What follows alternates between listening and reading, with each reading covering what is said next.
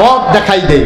আপনি বাসে যাবেন তাও আছে, আপনি ট্রেনে যাবেন তাও আছে, আপনি নৌকোয় যাবেন তাও আছে, হেলিকপ্টারে যাবেন তাও আছে, সব রাস্তা আপনার জন্য খোলা। আল্লাহ আমাদেরকে বুদ্ধি দান করেছেন। আমাদের বুদ্ধি কম না বেশি? প্রমাণ আছে নাকি নাই? আমাদের বুদ্ধি যে বেশি, একটা কথা মনে করছে দেখি কইলিতা যে কইয়েই নাই, আর আইনা নাই। হ্যাঁ, আমিন কর। এই দেশে একজন রাজা ছিল, নাম হলো হাজ্জাজ বিন ইউসুফ। সাংঘাতিক খারাপ মানুষ। জীবনে যে কত ইমাম হত্যা করছে, কত আলেমকে যে মারছে, গুম খুন ওই সময় থেকে চালু হয়ে গেছে। সাংঘাতিক অবস্থা, নিকৃষ্ট মানুষ। এই মানুষটি একেবারে একটা বিশৃঙ্খলা তৈরি করে ফেলছে। হাজ্জাজ বিন ইউসুফ সে নামধারী মুসলমান ছিল, কিন্তু সে প্রকৃত মুসলমান ছিল। সে মানুষকে হত্যা করতো কথায় কথায়, তার ক্ষমতাকে পাকাপুক্ত করতে গিয়া সে যা করার তাই করেছে। আপনারা বোধহয় মনে করতেছেন আমি কোনো মহিলার নাম বলবো নাকি? পুরুষ লোক, তারা আশায় রয়েছে ওই নামটা কমু। ইকবাল ভাই তো পুরা কইতে দেরি টপ করে গিল্লা লাগবে, একটা ভাব ধরে বই। আপনি যত এখন আমি এই নামটা কইতাম না।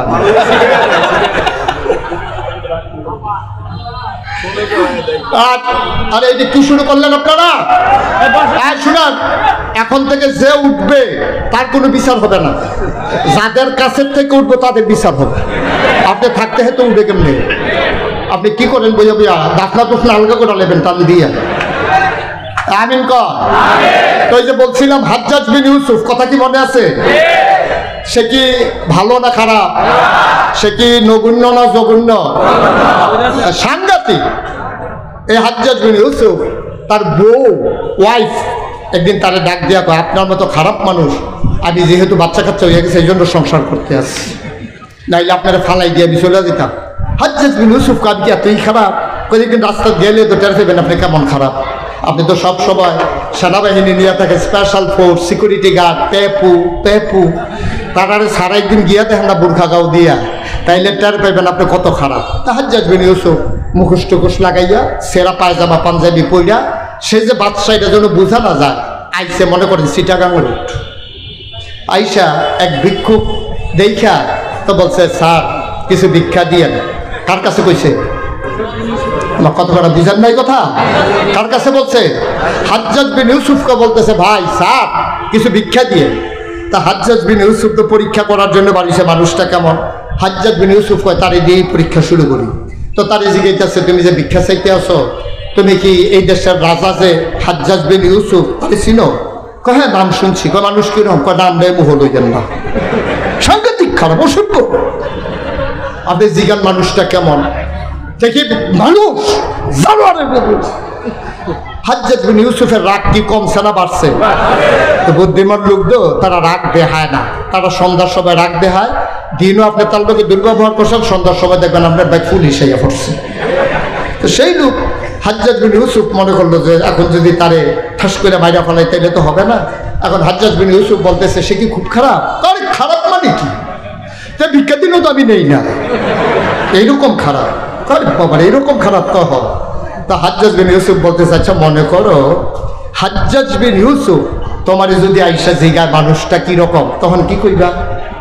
হেতে বুঝা ফেলাইছে এই রে তারপর ঘটতে গেছে। আর যে নমুনা খারাপ, যেটা মাটি ছড়বে ওটো হাইয়া দিব, লক্ষণ খুব খারাপ। হেতে চিন্তা করতেছে আজকে বোধহয় মাই দুই টুকরা সারা বোধহয় বাড়িতে যাওয়া যাবে না।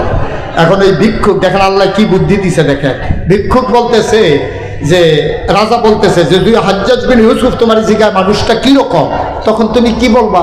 তখন ভিক্ষুক বলতেছে, আমি বলবো সপ্তাহে আমার মাথা 2 দিন খারাপ থাকে, আজকে প্রথম দিন।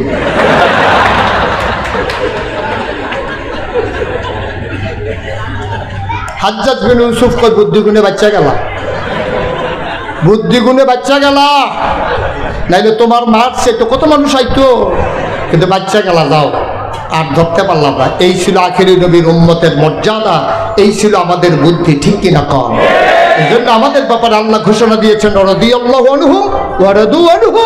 আমাদের যারা পূর্বপুরুষ আবু বকর, ওমর, উসমান, আলী, তালহা, জুবায়ের, আব্দুর রহমান ইবনে আউফ, সাদ ইবনে রাবিয়া, আমাদের যারা সিংহ পুরুষ, যাদের রক্ত আমাদের গায়ে প্রবাহমান, তাদের ব্যাপারে বলেছে রাদিয়াল্লাহু আনহুম ওয়া রাদু আনহু।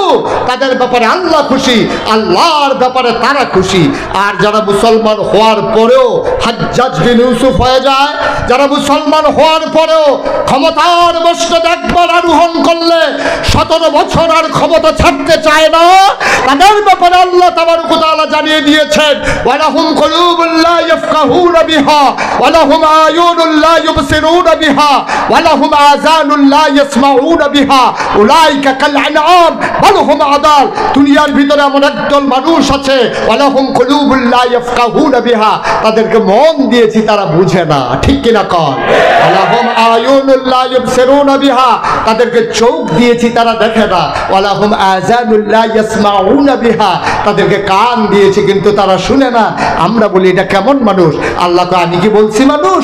উলাইকা কাল আনাম, ওরা হলো চতুষ্পদ জানোয়ারের মতো। আমরা বলি ওরা কি জানোয়ার? আল্লাহ কয় না, বাল হুম আদাল, এগুলা জানোয়ারের চাইতে আরো নিকৃষ্ট, ঠিক কিনা বলো?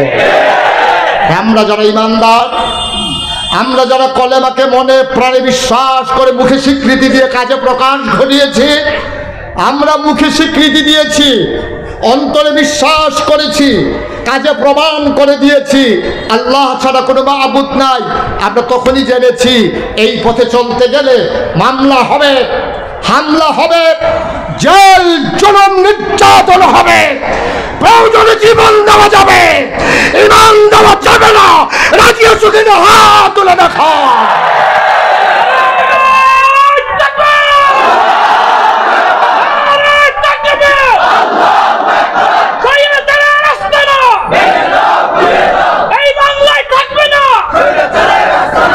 সবাই পড়ে না আমি, জুড়ে পড়ে না আমি। সুতরাং আমরা বিশ্বাস করি বাধা আসবে তো লড়াই হবে। এই জীবন পিঁপড়ার জীবন না, এই জীবন মশামাছির জীবন না, জীবন একটাই। এই জীবন পাঞ্জা লড়তে জানে, অন্যায়ের বিরুদ্ধে প্রতিরোধ করতে জানে, প্রমাণ করে দিতে হবে। কথায় কথায় বাংলা ছাড়, বাংলা কি তোর বাপ দাদা, ঠিক কিনা বলো?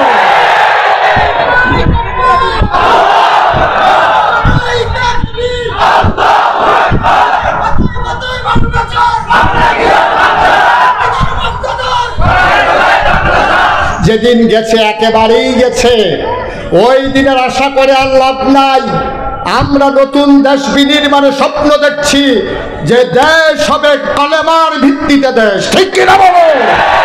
যে দেশ হবে ইনসাফের, যে দেশ হবে জুলুমবাজের পতনের, যে দেশ হবে চাঁদাবাজের পতনের, ঠিক কিনা বলো? এই দেশকে কারো কাছে লিজ দেওয়া হয় নাই। তোমার যেমন বাবার ভিটা, আমারও বাবার ভিটা, ঠিক কিনা বলো? কম করো নাই। কথায় কথায় মসজিদের মিম্বার থেকে আলেমদেরকে বেজ্জতি করে নামিয়ে দিয়েছো, মাইক কেড়ে নিয়েছো কোরআনের তাফসীর করার সময়। ছেলেরা যেমন শাহবাগ কাঁপিয়ে দিয়েছিল, কথায় কথায় বাংলা ছাড়, বাংলা কি তোর বাপদাদা। আর আজকে ওলামায়ে কেরাম সিদ্ধান্ত নিতে হবে, কথায় কথায় মিম্বার ছাড়, মিম্বার কি তোর বাপদাদা, ঠিক কিনা? মেম্বার আলে বলাবা, মেম্বার শাসন করবে ওলামায়ে কেরাম, মেম্বারে কথা বলবে ওলামায়ে কেরাম, কোরআনের কথা বলেই যাবে, কোনো বাধা কোরআনের কথাকে থামিয়ে দিতে পারবে না, ঠিক কিনা?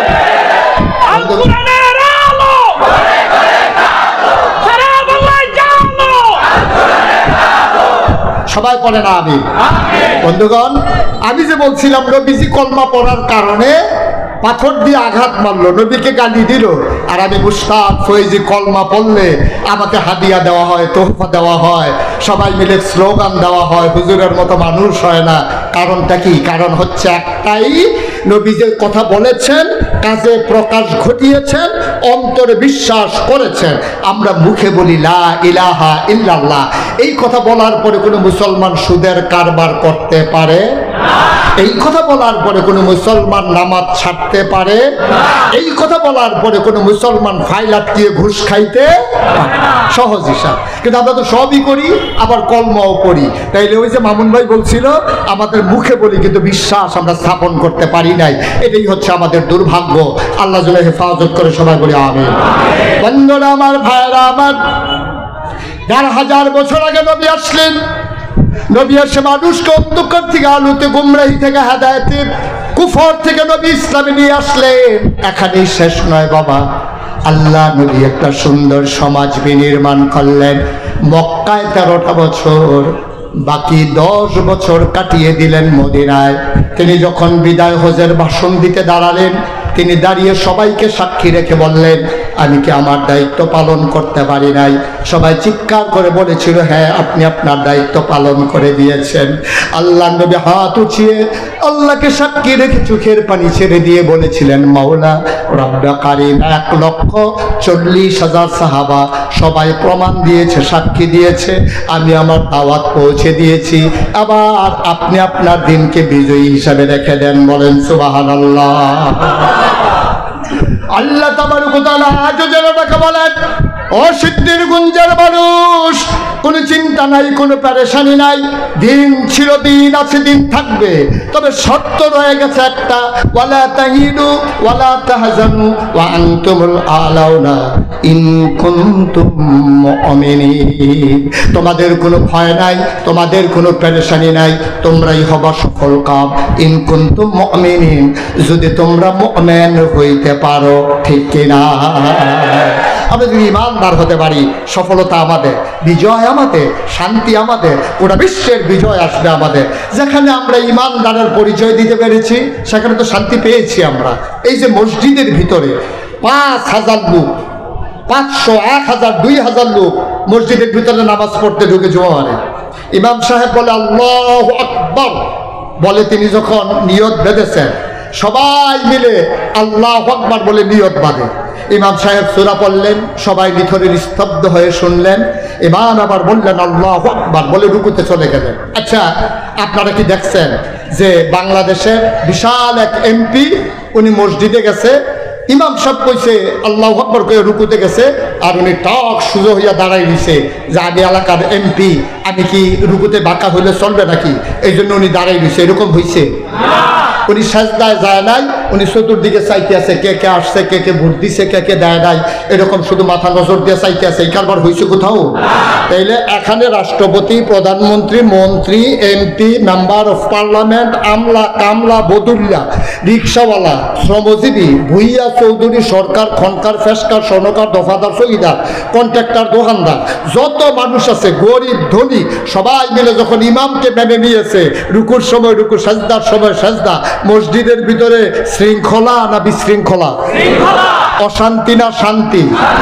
মসজিদের ভিতরে হুজুর মানুষ বুঝে কি? পাঞ্জাবি গাও দেয়, দাওয়াত খায়, টুপি মাথার দিয়া দাঁড়িয়ে রাখছে, দিন দুনিয়ার খবর নাই। এই হুজুরে যদি ৫,০০০ মুসল্লির কমান্ডে এই হুজুর যদি শান্তি শৃঙ্খলা বিধান করতে পারে মসজিদে, খোদার কসম আমরা যদি সব জায়গায় এমন করে ইমামকে ফলো করতাম, আর ইমাম যদি সেই ইসলামের ইমাম হতো, খোদার কসম আমার এই দেশ শুধু কাগজে পত্রে নয়, প্রকৃত অর্থে আমার দেশ হতো সোনার বাংলা। ঠিক কিনা? একবারে সহজ হিসাব। ইমামরা মানার কারণে মসজিদের ভিতরে শান্তি সহজ। একটা বিশৃঙ্খলায় কোনো আওয়াজ নাই, চিৎকার নাই, চেঁচামেচি নাই। সুইটটা ফলায় যেতে কথা কয়, হ্যাঁ তারা আরেক ফলায় মিল্লা ঝাঁটা দিয়ে আলাইছে, নামাজের ভিতরে কথা বুঝছে, তাকে নামাজের ভিতরে কথা বলতে দেয় না। নামাজের ভিতরে দাদায় নাতিরে লয়ে গেছে, দাদাই যে নামাজ পড়তে আসে, নাতিয়ে কথা কয়, নামাজের ভিতরে নাতির মুখের ভিতরে সিফা দিয়ে ধরে রাখছে, হয়তো করে আওয়াজ তো পারো না। তাইলে দাদাই বুঝছে মসজিদের ভিতরে বিশৃঙ্খলা করা যাবে না। এখন একক কমান্ড চলছে, আর এই কমান্ডার হচ্ছে ইমাম। এই ইমামকে যেমন করে মসজিদে মেনে নিয়েছিলেন, সব জায়গায় যদি ইমামকে মেনে নিতেন, খোদার কসম আমার দেশ আনন্দের হিল্লোলে দেশ বয়ে যেত, দরজা খুলে ঘুমাইতে পারতেন, চুরি ডাকাতির কোনো ভয় ছিল না। ঠিক কিনা বলেন? সহজ হিসাব। পারলাম না কেন? নবী পারল ১,৫০০ বছর আগে, আমরা কেন পারলাম না? কারণটা কি? কারণটা একটাই, আমরা ওই যে মামুন ভাই বলেছে, আমরা মুখে কলমা পড়ি, অন্তরে বিশ্বাস করি না। মুখেও পড়ি, অন্তরেও বিশ্বাস করি, কাজে প্রকাশ ঘটাই না। ও মুসলমান, যেই নবী দিন নিয়ে আসলেন আমরা নবীর আদর্শ ভুলে গেছি। মনে রাখবা শুধু দুইটা জিনিস করা যাবে, একটা হচ্ছে আল্লাহর হুকুম, 2 নম্বরে নবীর তরিকা। এর বাইরে মুসলমানের জন্য মানার কিচ্ছু নাই, ঠিক কিনা? বিধান মানবো কার? সবাই বলেন, বিধান মানবো কার? তরিকা মানবো কার? বিধান মানে কি? হুকুম। বিধান মানে কি? হুকুম। হুকুম মানবো কার? আচ্ছা, এটা প্রমাণ কি? আমরা যে হুকুম আল্লাহর মানি, যে প্রমাণ কি? আল্লাহ বলছেন আকিমুস সালাহ ইন্নাস সালাতা তানহা আনিল ফাহশাই ওয়াল মুনকার। সিদ্ধিরগঞ্জের মানুষ, নামাজ কায়েম করো। নামাজ কায়েম করলে হবে কি? মন্দ কাজ, খারাপ কাজ থেকে তোমাকে নামাজ ফিরাই রাখবে। সুবহানাল্লাহ বলবেন না? এখন আপনি যদি বলেন যে হুজুর বুঝলাম আল্লাহ বলছেন নামাজ পড়া লাগবে, এখন নামাজটা পড়া লাগবে কেমনে? যেইভাবে পড়া লাগবে এটাই হলো নবীর তরিকা। আল্লাহ যখন বলছেন আকিমুস সালাহ, নামাজ কায়েম করো, সাহাবারা দৌড়ে দৌড়ে নবীর কাছে বললেন, গিয়ে বললেন আসসালাতু ওয়াসসালামু আলাইকা ইয়া রাসূলুল্লাহ। ওয়া আলাইকুম আসসালাম ওয়া রাহমাতুল্লাহ। কেন এসেছো? ইয়া রাসূলুল্লাহ জানতে চাই, আল্লাহ বলছেন আকিমুস সালাহ, নামাজ কায়েম করো। নামাজ কায়েম করা লাগবে কেমনে এটা তো জানি না। আল্লাহ বলছে ওয়ার কওমা রাকিন ওয়াসজুদু মা সাজিদিন, কিন্তু সাজদা কারে কয়, রুকু কারে কয়, এটাই তো বুঝি না, আপনি একটু বুঝাই দেন দেখি।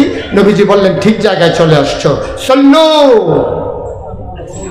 নবীজি বলছেন সল্লু, তোমরা নামাজ পড়ো।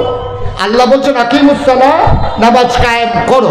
নবীজি বললেন সল্লু, তোমরা নামাজ পড়ো। এখন দুইটা তো বুঝে গেলাম।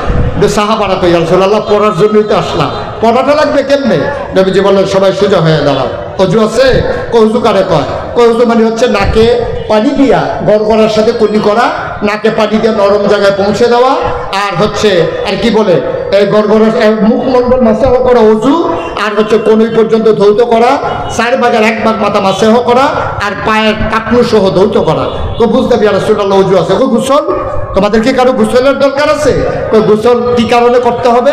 নবী বুঝালেন। গোসল কেমনে করা লাগবে? গড়গড়ার সাথে কুলি করতে হবে, পানি গলায় দিয়া করে আওয়াজ করতে হবে গলায়, নাকের একেবারে নরম জায়গা পর্যন্ত, যেখানে পানি গেলে জলে উঠে ওই পর্যন্ত পানি পৌঁছে দিতে হবে। গায়ের সমস্ত শরীর একটা পশম পরিমাণ জাগনা ও শুকনা রাখা যাবে। এর এই অজু ওই গোসল আছে? কই হ্যাঁ ইয়া রাসূলুল্লাহ রে। আবার বললেন সাল্লু, তোমরা নামাজ পড়ো। সবাই লাইন ধরে দাঁড়ালেন, নবীজি কেরাত পড়লেন, রুকু দিলেন, সাজদা দিলেন, আবার বললেন সাল্লু কামা রাআইতুমুনি উসাল্লি, আমি যেইভাবে নামাজ পড়েছি তোমরা দেখে দেখে এইভাবে নামাজ পড়ো। নামাজের হুকুম করলেন কে? আল্লাহ। আর দেখাই দিলেন কে? এই হুকুম হলো বিধান, আর দেখানো হলো তরিকা। সুবহানাল্লাহ বলবেন না? তাহলে আমরা হুকুম মানবো কার? তরিকা মানবো কার? কেন মানবো? এই নবী তো সেই নবী। কোন নবী? এটা বলি আমি আলোচনা শেষ করে দেব। অনেকে যে শুনছে 3-4 ঘন্টা দেরি হইব, এই জন্য শুধু শুধু আর দেরি করার আপনার বাড়ির জায়গা না, এটা একটা কথার কথা। সবাই ধৈর্য ধরে বসেন, এই কিছুক্ষণের ভিতরে শেষ করে দেবো ইনশাআল্লাহ। আল্লাহ যেন কবুল করে, সবাই করে আমিন। বন্ধুগণ, নবী কেমন নবী একটু শুনেই আমরা শেষ করে দেবো ইনশাআল্লাহ। তাহলে নবীর ব্যাপারে 3টা উপাধি, 3টা বিখ্যাত উপাধি। ইমামুল, সবাই কথা, ইমামুল, খাতামান, রাহমাতুল লিল আলামিন। মাশাআল্লাহ। এবার আসেন, নবীজি ইমামুল মুরসালিন প্রমাণ কি? আল্লাহর নবী তিনি বসে আছেন কাবার কিনারে, হেলান দিয়ে চোখ বন্ধ করে আরাম ফরমাচ্ছিলেন। ইসলামের চরম পরম দুশ্মন, নাম হইল আবু জাহাল। কি নাম? বন্ধু না শত্রু? ছোট না বড়? কি ঘুম চলে আসছে আপনাদের? নবীর শত্রু আবু জেহেল, ইসলামের শত্রু ছোট না বড়? বড় শত্রু আবু জেহেল। খুব খেয়াল করেন, সূক্ষ্ম কথা, চিকন কথা মন দিয়ে শুনতে হবে। নবী বসে আছেন কাবা করে হেলান দিয়া। এমন সময় এই যে নবীর চাচা আবু জেহেল আয়েশা কয় মোহাম্মদ, মোহাম্মদ, জুড়ে বলতে হবে তো, মোহাম্মদ। কে কয়? কে কয়? আবু জেহেল। আমি এই কথা এক মাহফিলে গিয়ে জিজ্ঞেসি, যে ডাক দিয়া জিজ্ঞেসে কইছে মোহাম্মদ। আমি ওই কে কয়? সবাই মিল্লা কইতেছে হুজুর আমরা কি হ্যাঁ আসলাম, কে কয়? আমি কেমনে কয়? আপনারা তো কইতেন পারছেন কে কয়। হ্যাঁ, নমস্কার। বুঝা গেল সচেতন শ্রোতা। কে কয়? আবু জেহেল কয় মোহাম্মদ। তুমি তো এক একদিন এক এক কথা বলো না। আচ্ছা আজকে বলো দেখি কোনো মজার কথা আছে নাকি, নতুন কোনো কথা আছে? তুমি তো একদিন বলো কুলু লা ইলাহা ইল্লাল্লাহ, বলে দিলা যে লা ইলাহা ইল্লাল্লাহ, আর তুমি নাকি রাসূল মুহাম্মদ রাসূলুল্লাহ। বেড়া আমি হইলাম তোর চাচা, আমি থাকতে আল্লাহ আমারে দেখে না, তোরে দেখে না। তোর চাচা আবুল আহাব তো আছে, দেখতে কি তোর চেয়ে কম সুন্দর? পয়সাও ভালো আছে। তুই দাদা এতিম, বাপ মারা গেছে ফেরো থাকতে, মা মারা গেছে 6 বছর বয়সে, যায় দাদা পাইছে 13 বছর বয়সে, দাদাও নাই। হেই বেলা তুই কর যে আমি নবী আর আমরা আসলাম দুনিয়াতে এমনি, আল্লাহ তোরে দেখে আমরারে দেখে না। নবীজি কয় তো আপনারা দেখে না, আমি কি করতাম? ঠিক আছে, তুমি যখন নবী তুমি কও আল্লাহ কইছে যাও, এটা দিয়া কথা নাই। তো নতুন কোনো কথা আছে নাকি? নবীজি মুচকি হেসে কয় চাচা গত রাত্রে তো একটা সাংঘাতিক ঘটনা ঘটছে। সুবহানাল্লাহ বলবেন না? আবু জাহেল করে সামনে দিয়ে এসে বসছে। এই যে বসছে কথাটা শোনার জন্য, এটা কি মানার জন্য না টিটকারি মারার জন্য? টিটকারি মারার জন্য। আপনার দেশে দেখছেন না, আলেম ওলামা দেখলেই একদল মানুষ আছে শুধু শুধু টিটকারি মারে, আছে নাকি নাই? তারা মাদ্রাসাত পড়েতে 7 বছর বয়স, কোরআন শরীফ লইয়া দোকানের সামনে দিয়া যায়, দোকান ভর্তি মানুষ তারে ডাক দিয়ে নিয়া এমন টিটকারি মারে তে মাদ্রাসায় যাইতে এখন লজ্জা পায়। তারে ডাক দিয়ে নিয়ে গেছে, মাদ্রাসা ভর্তি হইছো, পাঞ্জাবি তোমা ফানাইছো, টুফিও তো মাথার দিছো, হুজুর তো হইয়া যাইতেছো গা। নুহ নবীর নৌকাটা কোন কারে আছিল ক? নুহ নবীর নৌকা কোন কাজের আছিল? হাতারে ধরছে জিগাইতো। এইটা কি জাননের লেগে না টিটকারি মারনের লেগে? বাংলাদেশে এমন অনেক মানুষ আছে হুজুর দেখলেই টিটকারি মারার জন্য গাও চুলকা, হুজুর একটু তাড়াতাড়ি আরে দেখলেই টিটকারি মারে, দাওয়াত কর না। তো তুই হুজুরের দাওয়াতের খবর লইয়া লাভ কি? তুই তো হগিন নিবেদিনে ভিক্ষা দিচ্ছা, ঠিক কিরকম? হুজুর ডাকলেই টিটকারি মানে, হুজুরের শরীর একটু মোটা, হুজুরের ডাকলেই টিটকারি মানে। হুজুর দরজা দিয়ে ঢুকে, দরজা দিয়ে ঢুকেন নাকি? হুজুরের দরজা দিয়ে ঢুকবো না, রুফরি দিয়ে টিন খুললে করবো, তোর সমস্যা কি? হুজুরের দেখলেই টিটকারি মানে একদল মানুষের অভ্যাস। মনে রাখবা, নাতিরে টিটকারি মারলে যেমন দাদার কলিজা ফেটে যায়, আরে বলো আমাকে টিটকারি মারলে নবীর কলিজায় লাগে, ঠিক কিনা বলো? সেটা আলে বলা মানে টিটকারি মারা যাবে না, তাদের সাথে সম্পর্ক রেখেই চলা লাগবে, ঠিক কিনা কও? এটা যেন সবসময় মনে থাকে। এখন নবীজিরা এসে আবু জাহেল কয় নতুন ঘটনাটা কি একটু বলো দেখি। একবারে মনোযোগ নিয়ে বসছে। নবীজি বলছে চাচা গত রাত্রে খাওয়া দাওয়ার পরে আমি শুয়ে আছি উম্মে হানির ঘরে, এমন সময় জিব্রাইল এসে কয় আসসালাতু ওয়াসসালামু আলাইকা ইয়া রাসূলুল্লাহ, আসসালাতু ওয়াসসালামু আলাইকা ইয়া হাবিবাল্লাহ, আসসালাতু ওয়াসসালামু আলাইকা ইয়া শাফিআল মুজনুবিন, আসসালাতু ওয়াসসালামু আলাইকা ইয়া রাহমাতাল লিল আলামিন। আমাকে ডাক দিল জিব্রাইল, আমি চাচা লাফ দিয়ে উঠলাম, ঠান্ডা পানি দিয়ে ওযু করলাম, আমাকে হাতে ধরে ধরে টেনে টেনে কাবার কেনারে আনা হলো, সিনা সাফ করা হলো, আবার আমাকে বোরাকের উপরে উঠানো হলো। বোরাক তো আপনি চিনবেন না, গাদার মতো, ওটার উপরে উঠাইয়া জিব্রাইল উঠে শু করে একটা উড়াল মারলো। আমরা চলে গেলাম ফিলিস্তিনে, মসজিদে আকসার সামনে। বলেন সুবহানাল্লাহ। খুব মনোযোগ। নবী যখন এই কথা বলছে যে বোরাকে উঠে শু করে উড়াল দিয়া আমি ফিলিস্তিনে গিয়ে নামলাম, মসজিদ আয়েশা বাকতুল মাকদাস, ওই মসজিদের সামনে গিয়ে আমি নামলাম। আবু জাহেল কয় কই গেলা? কয় ফিলিস্তিন। কয় কোন জায়গায়? কয় মসজিদ আকসার সামনে। কয়ার পর চাচাহেন অনেক ঘটনা হয়েছে, আমি নামাজ পড়ছি, নামাজ পড়ার পরে সব নবীদেরকে নিয়ে তারপর উপরের দিকে উঠা শুরু করলাম। আর উঠতো না, আর উঠতো না। এই যে এখন কইলা গত রাত্রে তুমি ফিলিস্তিন গেছো, এখন বইয়া রইছো কই? কই যে আপনার সামনে। আমি যদি 2-4 জন লোক ডাক দিয়ে আনি এই কথাটা বলতে পারবা? তো সত্য কথা না বলার কি আছে? তাহলে তুমি বসো, আমি লোক আনতেছি। আবু জাহেল সাফা পাহাড়ে গিয়ে উঠলেন, উঠে ডাকলেন দেশবাসী সবাই তাড়াতাড়ি আসো কাবার কেনারে। সব দৌড়ে কাবার পাশে এসে দেখে নবীজি হালান দিয়ে বসে আছে, প্রশান্ত বদন, প্রশান্ত চিত্ত, কি সুন্দর তার অবয়ব। তিনি চোখ বন্ধ করে ঘুমিয়ে আছেন। মনে হলো যেন ফুটন্ত গোলাপের পাপড়িগুলো আস্তে করে ফুলের গোটার সাথে আস্তে করে লেপটে আছে। সুবহানাল্লাহ বললাম না? নবীজি বসে আছেন, আবার বলতেছে মোহাম্মদ, মোহাম্মদ। ওই যে একটু আগে যে কথাটা বলছিল ওটা বলো দেখি। নবীজি কয় কথা তো ওইটাই, আমি উম্মে হানির ঘরে শুয়েছিলাম, আবু জেহেল এসে উঠাইলো, আর কি বলে জিব্রাইল এসে উঠালো, আমাকে ওযু করায় নিয়ে গেল মসজিদের সামনে, ওখান থেকে সিনা সাক করে একেবারে মসজিদে আকসার সামনে নিয়ে আমাকে নামাই দিল। তারপরে নামাজ পড়লাম, তারপরে উপরের দিকে উঠতে চাইছিলাম, আবু জেহেল আর উঠন লাগতো না। এখন আবু জেহেল বলতে চাই, শোনো আমি যে বলি মোহাম্মদের মাথা খারাপ, নাউজুবিল্লাহ বলবেন না? এখন প্রমাণ পাইছো? আজ আমাদের ভিতরে ফিলিস্তিন গেছো কে? তো একজন লাভজাকে ভাইসা ভাবি গেছিল, কয় যাইতে কয়দিন লাগছে? কয় 30 দিন। তো এক জায়গায় যদি যাইতে লাগে 30 দিন, আসতে লাগবে কয়দিন? আরে কথা কয় না, তাহলে হইল কয়দিন? 60 দিনের রাস্তা। নবীজি কি বলতেছে? রাত্রে গেছে, এখন আছে কই? তোমার সুবহানাল্লাহ কয় না? রাত্রে গেছে, এখন আছে। ওরা তো আর হিসাব মিলে না, ওরা তো নবীরে নবী মানে না, আল্লাহ কারে কয় ওরা তো বুঝে না। এখন ওরা বলতেছে, শুনছো মোহাম্মদ কি কয়? দাঁড়া, যাইতে লাগে 30 দিন, আসতে লাগে 30 দিন, হ্যাঁ নাকি রাত্রে গেছে, এখন নাকি আমাদের সামনে বসে রয়েছে। আবার বুঝো কেমন মাথা খারাপ, নাউজুবিল্লাহ বলবেন না? নবী চুপ মেরে বসে আছেন। কাফেরারা সবাই একজন আরেকজনকে, আবু জাহেল আপনি যে আমাদেরকে ধমক দিতে আছেন, আপনি যেমন ওদের নবী মানেন না, আমরা কি মানি? আমরাও তো মানি না। ওনারই দিয়া বেশি পাগল হয়েছে আবু বকর, বেশি আশ্রয় প্রশ্রয় দিয়া আবু বকরের মতো কিছু লোক পাইয়া মোহাম্মদের সাহস বেড়ে গেছে। আজকে আবু বকরকে ছোটাইতে হবে, এইরকম পয়েন্ট আর আমরা সুবিধা মতো নাও পাইতে পারি। একজন দৌড় দিয়া যাও, আবু বকরকে ডাক দিয়ে নিয়ে আসো। একজন দৌড়ে গিয়ে ডাক দিছে, আবু বকর ভাই সাহেব, ও আবু বকর ভাই সাহেব, ওই জেহেল ভাই সাহেব আপনারা ডাকে। আবু বকর সিদ্দিক দিলেন দৌড়, কাবার কিনারে এসে দেখে নবী বসে আছেন, চতুর্দিক দিয়ে কাফেররা ঘেরাও দিয়ে রেখেছেন। আবু বকরের মনটা হঠাৎ করে কেঁপে উঠেছে। ওরা জাহেল মূর্খ, নবীর গায়ে হাত উঠালো নাকি?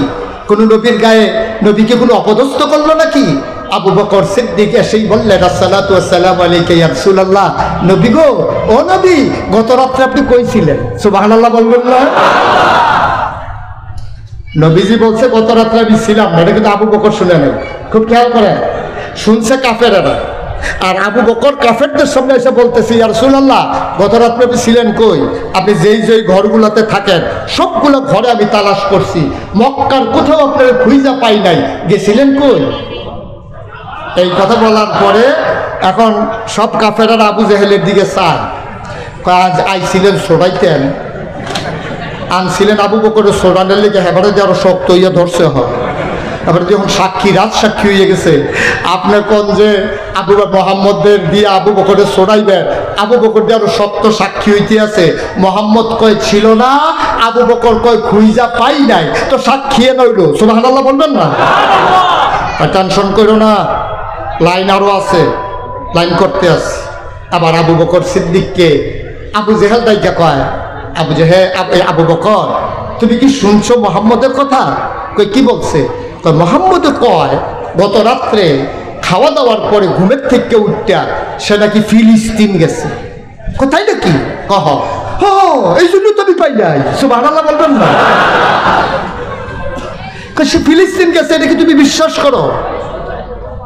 তুমি তো একটা বিবেকবান মানুষ, তুমি তো হিসাব বুঝো, শিক্ষিত সজ্জন, তুমি জানো না ফিলিস্তিন যেতে কয়দিন লাগে? কহ শুনছি 30 দিন লাগে। কত আসতে লাগে? 30 দিন। তো সে কয় রাত্রে গেছে, আর এখন আমাদের সামনে বসে, এটা তুমি বিশ্বাস করো? আবু বকর বুঝকি হেসে কয়, এর চাইতে বড় বড় কথাই তো বিশ্বাস করছি। সুবহানাল্লাহ বলবেন না? শুধু এটা কেন, এর চাইতে বড় কথা বিশ্বাস করি নাই আমরা? আমরা যারা ঈমান এনেছি, আমরা তো এর চাইতে বড় কথার বিশ্বাস করেছি। তিনি বলেছেন আল্লাহ আছে, কোনোদিন আল্লাহ দেখি নাই, কোনোদিন আল্লাহ দেখা দেয় নাই, কিন্তু নবী বলছেন আল্লাহ আছে, আমরা বলেছি অবশ্যই আল্লাহ আছে। ঠিক কিনা কর? তাহলে এই নবীর কথা শুনি না, আল্লাহ না দেখে আল্লাহ মাইনা নিলাম। এই নবীর কয় ফেরেশতা আছে, আমি কি ফেরেশতা দেখছি? আমরা মেনে নিছি না ফেরেশতা? নবী বলছে জান্নাত আছে, জাহান্নাম আছে, আমরা তাও মেনে নিয়েছি। নবী বলেছেন ওনার আগে নাকি অনেক নবী এসেছেন, আমরা তাও মেনে নিয়েছি। আবু জেহেল যেই নবীর কথা শুনে আল্লাহকে না দেখে আল্লাহ মেনে নিলাম, যেই নবীর কথা শুনে পরকাল বিশ্বাস করলাম, যেই নবীর কথা শুনে জান্নাত আর জাহান্নাম বিশ্বাস করে নিলাম, এই নবী শুধু বলেছে রাতের বেলা ফিলিস্তিন গেছে, এটা কি একটা কথা নাকি? এটা তো একটা সাধারণ কথা। এটা কি নবী বলছে না তুমি বলো? কয় তোমার নবী তো বলছে, নাইলে জিজ্ঞেস করো। আবু বকর কই জিজ্ঞেস করা লাগবে না, তুমি বলো সত্য বলছে নাকি? কয় হ তোমার নবী এই কথা বলছে। আবু বকর সিদ্দিক চিৎকার করে কয় আবু জেহেল রে, ও আবু জেহেল, বুঝে ধরুক আর না ধরুক, জ্ঞানের আওতায় আসুক আর না আসুক, এই কথা যদি নবী বলে থাকে তুমি শুনে রাখো, অবশ্যই নবী সত্য বলেছে।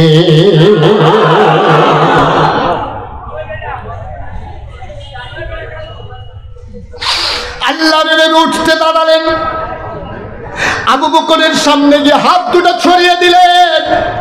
আল্লাহর নবীর চোখের কোণায় পানি চিকমিক করে, আবু জেহেল কান্দে। আল্লাহর নবী হাত বাড়িয়ে দিলেন, আবু বকর লাফ দিয়ে বুকে পড়ে গেলেন, শক্ত করে ঝাঁপিয়ে ধরলেন, শক্ত করে ঝাঁপতে ধরলেন। আবার ডাক দেয়া কয় আবু বকর, ও আবু বকর, আমার কাছে একটা কথাও শুনতে চাইলি না, আমার একবারও জিজ্ঞেস করলি না নবী গো আপনি কি সত্যি সত্যি গেছিলেন নাকি? একটু শোনার পরেই তুই বিশ্বাস করে ফেললি। আজকে থেকে তুই আর আবু বকর শুধু আবু বকর না, আজকে থেকে আমি নবী তোর নাম রেখে দিলাম আবু বকর সিদ্দিক। ও মুসলমান, মুশতাক ফৈজি কোনোদিন আসে নাই, আর কোনোদিন তোমাদের মাঝে আসবো কিনা জানি না। যদি কোনোদিন মুশতাক ফৈজি না আসে মনে রাইখো আমি এসেছিলাম, মনে রাইখো আমি কথা কয়টা বলে গেলাম। আজকে মন সাক্ষী দিয়েছে, 36 বছর মুশতাক ফৈজি বাংলায় দেশের বাইরে ওয়াজ করে, কদম দিলেই মাহফিলের ওজন বুঝি।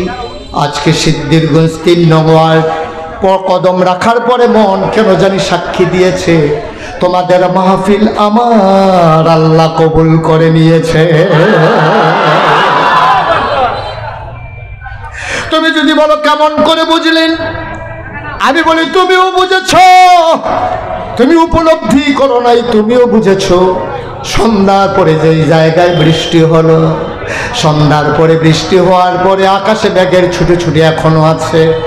কি সুন্দর বৃষ্টি মুক্ত রাত আল্লাহ উপহার দিলে, মাহফিল কবুল হওয়ার জন্য এই প্রমাণটাই যথেষ্ট, ঠিক কিনা বলে? আল্লাহর নবী আবু বকর সিদ্দিক কেমন করে বিশ্বাস করলেন? এটার নাম হইল বিশ্বাস। বিবেক ধরে না, জ্ঞানে ধরে না, কিন্তু নবী বলেছেন আমি ফিলিস্তিন গিয়েছি, বিবেক ধরো কার না ধরো, জ্ঞানের আওতায় আসুক না আসুক, নবীর কথাটাকে নিঃসন্দেহে নিঃসংকোচে নিঃসন্দেহে মেনে নেওয়া, এটার নাম হইল ঈমান, ঠিক কিনা?